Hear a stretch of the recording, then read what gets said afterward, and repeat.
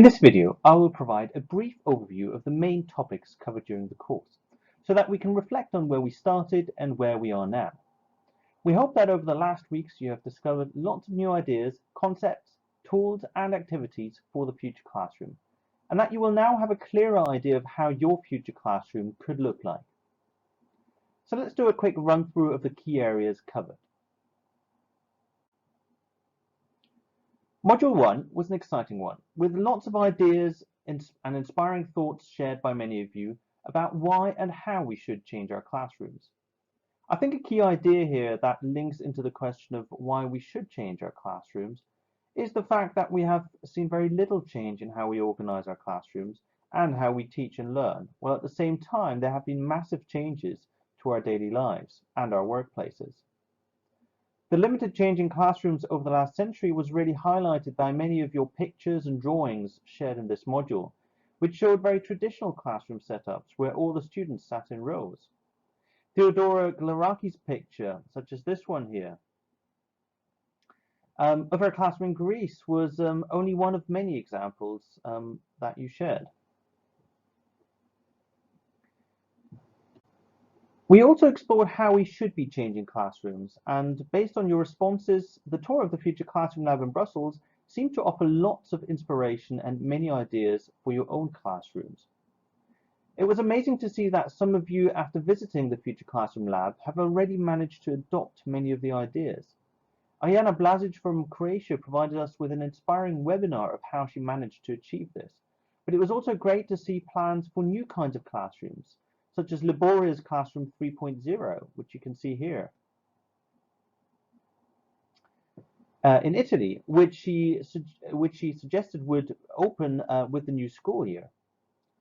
I should mention here that European SchoolNet is in fact currently creating a network of future classrooms, so that all of us working in such environments can learn from each other and help others to build up their own future classrooms. If you are already working or planning to work in such a space, such as Liboria from Italy, let us know and send us an email to academy@eun.org. Now, if we want to achieve change in our classrooms, we need a path that can lead us there. This is what we started to look at in Module 2. The iTech project has developed the EduVista Toolkit, which is soon going to be known as the Future Classroom Toolkit. This is a step-by-step approach that helps school principals and teachers to move closer to their future classrooms. This approach highlights what we need to consider and reflect upon in the process of innovation. Two key things to consider when innovating are trends and stakeholders. Unsurprisingly, you identified students, parents, and ourselves, the teachers, as the first stakeholders to consider. But large numbers of you also highlighted the role of businesses, school administrations, and universities. For trends, we started an exciting activity, the League of Trends. Now, this ranking exercise has more than 16,000 votes on which educational trends you thought would have the biggest impact on your teaching in the future. Interestingly, project-based learning and lifelong learning have been trending at the top for quite a while, while social media is at the bottom of the league. So here we've got lifelong learning, and here at the bottom, social media. Does this reflect the optimism and wish of most of us to see these much broader changes that are required for project-based learning or lifelong learning to be happening in the school on an everyday basis? Or is it a realistic assessment of where you think things are currently moving to in education systems across the world? Because done properly, project-based learning will break up our traditional divisions of subjects, will require new timetables and new forms of assessment. This is a massive change. Is it realistic in the foreseeable future? It's fantastic to see that the majority of you seem to think so, and a great indicator of the force for change present on this course. And it's also encouraging to see lifelong learning right at the top of the league. This indicates a shift happening towards teaching towards or developing 21st century skills. Because learning to learn, critical problem solving, creativity, and other 21st century skills are all key skills of a lifelong learner. Now, Module 3 was a packed module with lots of ideas and tools for using technology in the classroom. The key thing to pick from this module is that rather than see technology foremost as an infrastructure or cost challenge, it is primarily a pedagogical challenge. We've often seen technology enter the classroom without it being used effectively.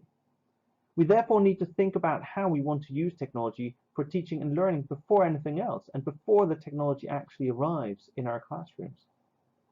The innovation maturity model helps us in doing this, and the result of the activity in this module shows some encouraging signs, but also many areas where still a lot of work is required to ensure technology supports our teaching and learning in the best possible way. For example, around 54% of us mainly have students use technology passively rather than having them produce something with the technology, or even better, using the technology to personalize the learning of the students. Of course, this depends in the first place on the availability of appropriate technologies.